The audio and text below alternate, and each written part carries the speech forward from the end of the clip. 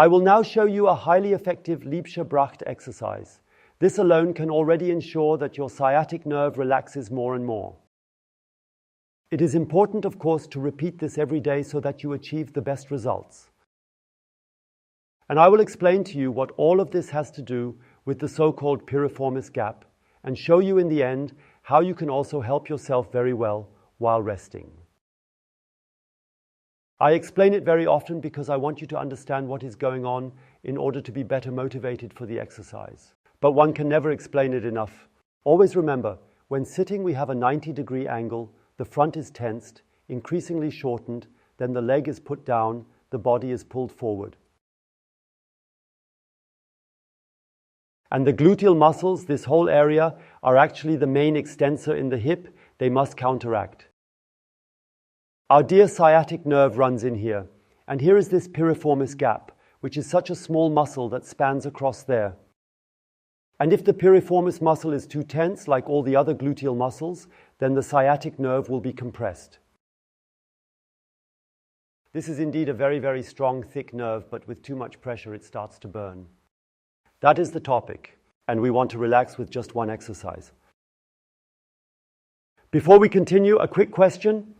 This explanation, we always want to improve, always motivate you better, make you understand what is actually happening in the body. Does that make sense? Do you like that? Then give a thumbs up and write in the comments. And before we start with this one exercise, walk around a bit, feel into it, ask yourself how much pain is currently present. Do you feel it at all? Do you feel it in a certain position?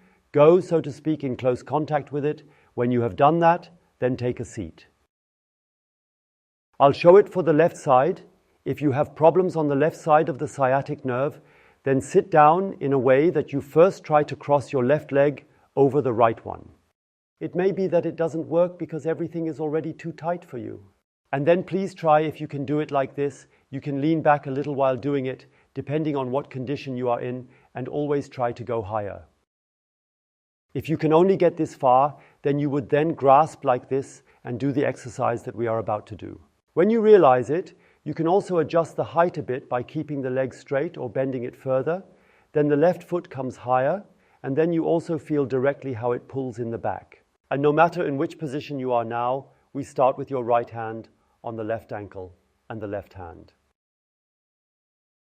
Or rather, the left forearm goes over the left knee and pushes the left knee down a little in the initial phase. We'll do that first.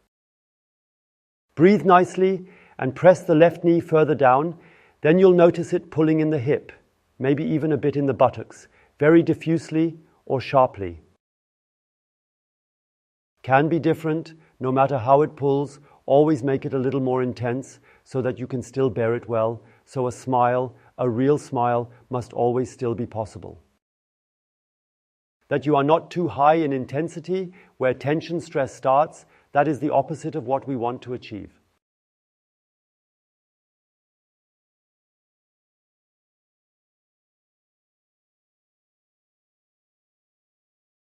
And after this short prephase, sit up straight and continue directly with, by the way, so nothing stops you from joining in directly, so you can feel the effect right away.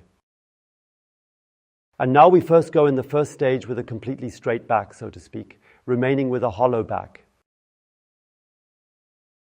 Lordosis is when you sit like this, so really upright, sit really upright, and then go forward with your navel. This is important because otherwise you bend in the back and then you are not in the stretch where you want to be. But stay completely straight and only move forward with your belly button and work your way in there. And then you realize it may be that you already notice the exact spot that always torments you. And don't stretch back before that, because that shows that you are working where the tension is, where something is too short. Breathe beautifully. Belly button always wants to move further out. Think about your hollow back. And then you push with your left foot, applying leg strength, against your right knee downwards. Press more, press a little more and relax again. Really actively let go and move the belly button a little further forward.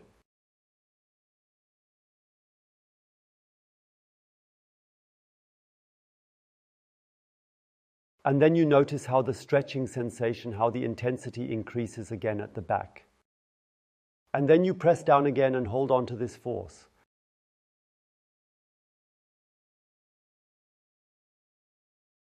Try to maintain this strength. The more you press, the longer you press, the better the effect. Relax again and push the belly button a little further forward.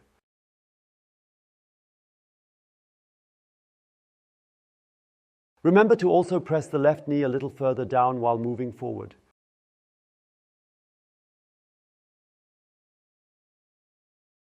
Breathe beautifully. Always use the exhale because it relaxes and then you can also go a little further into the stretch. Breathe in deeply, breathe out deeply, go further. And now we are entering the second phase. In the second phase, while your belly button still moves forward, the lower back continues to move forward.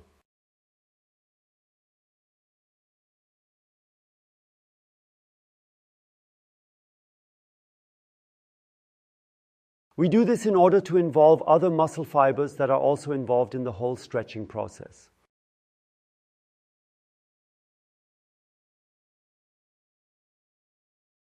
Now you are slightly rounded in the lower back.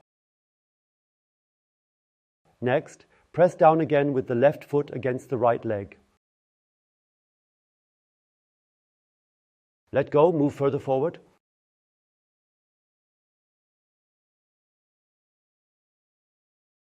Breathe nicely, always stay in the range that is still bearable.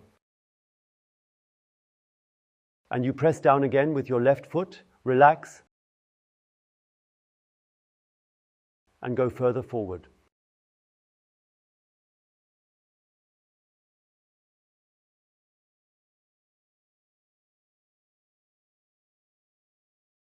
Pay attention to your breathing.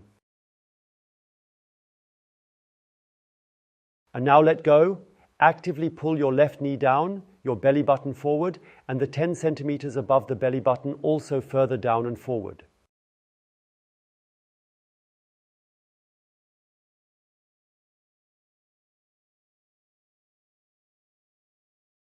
And again, the knee down, the trunk a bit further down, knee down, trunk down, and very carefully up again.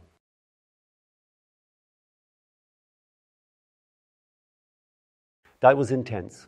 But we like intensity because intensity means that the change in length is significant.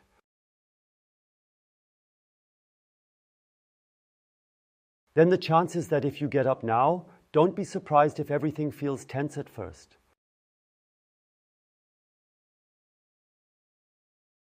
And now take a few steps, move your leg a bit, feel inside, and what does your pain is telling you? Has anything changed? It's possible.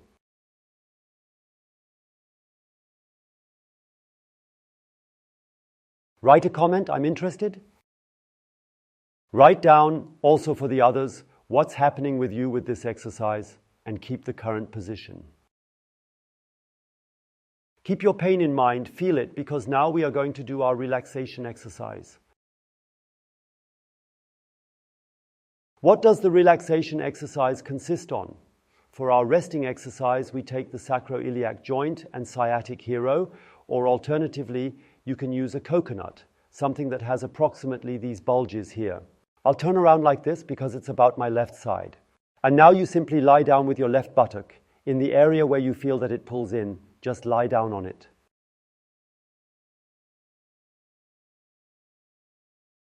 Now you can give yourself a nice little massage.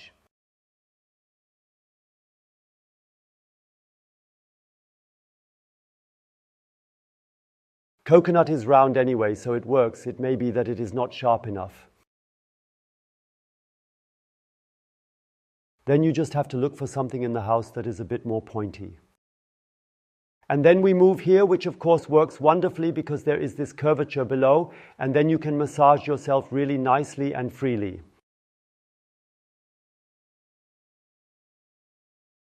And I always imagine the sciatic nerve being pressed there, being compressed. We know it from therapy. Whenever you apply pressure, really squeezing with movement, there's a great sense of relief afterwards. Try it. This is a tool that we've developed, and these tools are meant to make practicing easier for you. So you can spend less time, and it also becomes more efficient because it often works in the exact area that you need it to work on, you may have noticed. If you are interested in information, please click here or below the video where you will get everything you want to know. Please help us spread this information so people in pain can do something about it in a simple way. People will thank you, most of them, after trying these exercises for the first time.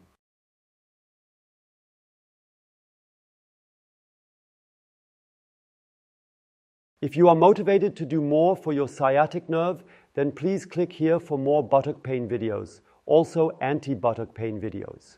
And down here you can subscribe to the channel. Don't forget to activate the bell so you don't miss any videos. Great that you were there. Have fun practicing. Good luck and goodbye.